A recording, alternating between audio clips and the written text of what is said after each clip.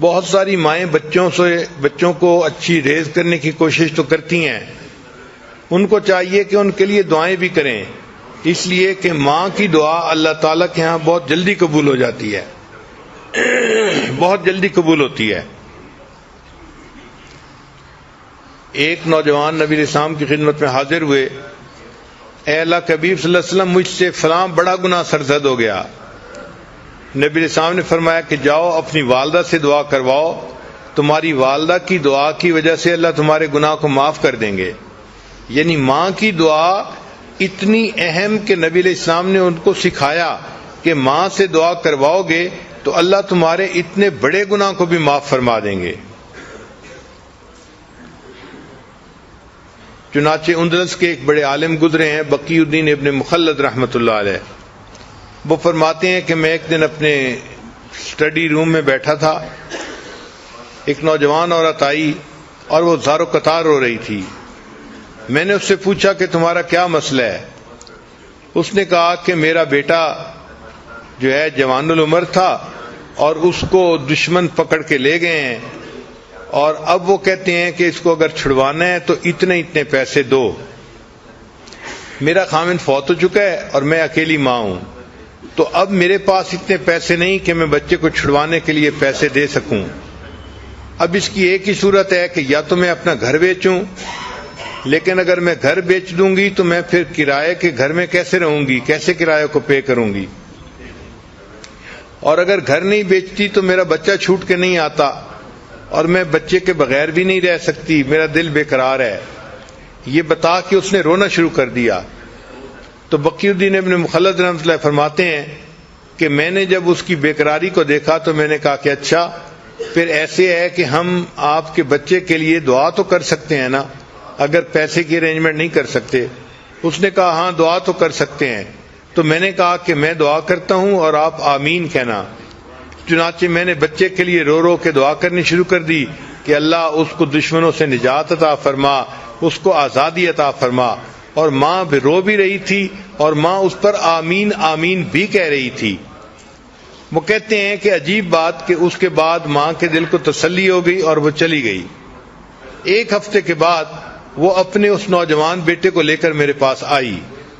میں نے اس سے پوچھا کہ کیا تم نے بیٹے کو چھڑوانے کے لیے گھر بیچا تھا؟ اس نے کہا نہیں۔ میں نے کہا پیسے دیے تھے؟ اس نے کہا نہیں۔ میں نے کہا پھر تمہارا بچہ چھوٹ کیسے گیا؟ اس نے کہا کہ میرے بچے سے خود سٹوری سننے کے ہوا کیا۔ تو میں نے بچے کو کہا کہ بچے مجھے سٹوری سناؤ۔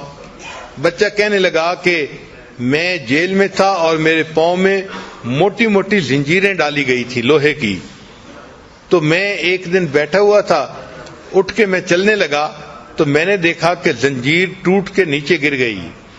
تو میں نے اپنے انچارج کو بتایا، انچارج نے ایک مکینک کو بلا لیا کہ بھئی دیکھو یہ زنجیر کیوں ٹوٹی ہے۔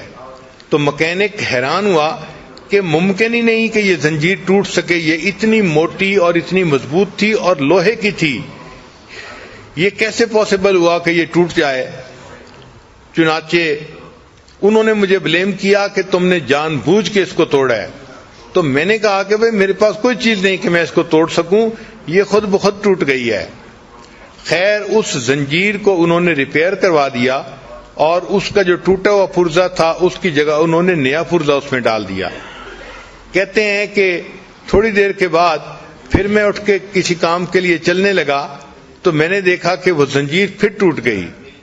پھر میں نے اپنے جو ہے وہ سپروائزر کو بتایا تو سپروائزر نے پھر مکینک کے آفیسر کو کہا کہ آخر یہ زنجیر بار بار کیوں ٹوٹ رہی ہے۔ اب جو مکینک تھا اس کا آفیسر بھی آیا چیک کرنے کے لیے کہ آخر ایک ہتھکڑی بار بار کیوں ٹوٹتی ہے۔ تو جب اس نے آ کے دیکھا تو اس نے کہا کہ پاسبل ہی نہیں ہے کہ یہ ہتھکڑی ایسے ٹوٹ سکے۔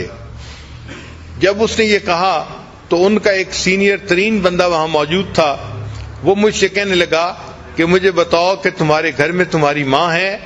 تو میں نے کہا ہاں ہے۔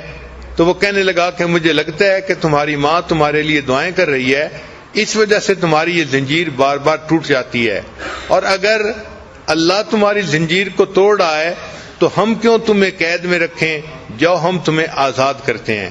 انہوں نے بغیر کسی پیسے کے اس بچے کو آزاد کر دیا اور بچہ اپنی ماں کے پاس واپس آ گیا اور اللہ نے ماں کی دعا کو قبول کر لیا۔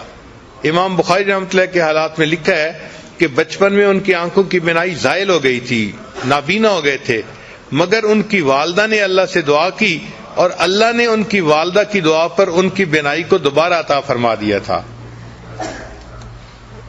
تو ماں اپنے بچوں کی نیکی کے لیے اللہ سے دعائیں بھی مانگتی رہے۔ بہرحال اللہ تعالیٰ نے دنیا میں ماں کو بنایا ہے ایک نمونہ کے طور پہ کہ میرے بندو، اگر تم میری رحمت کا دنیا کے اندر پریکٹیکل منظر دیکھنا چاہتے ہو تو ایک ماں کو دیکھ لو کہ ماں اپنی اولاد سے کتنی رحیمیت کا معاملہ کرتی ہے، اس کی مامتا کیسی ہوتی ہے۔ چنانچہ ماں کو اولاد سے اتنی محبت ہوتی ہے، اپنا سب کچھ قربان کر دیتی ہے اور اس قربانی کو کچھ سمجھتی نہیں ہے۔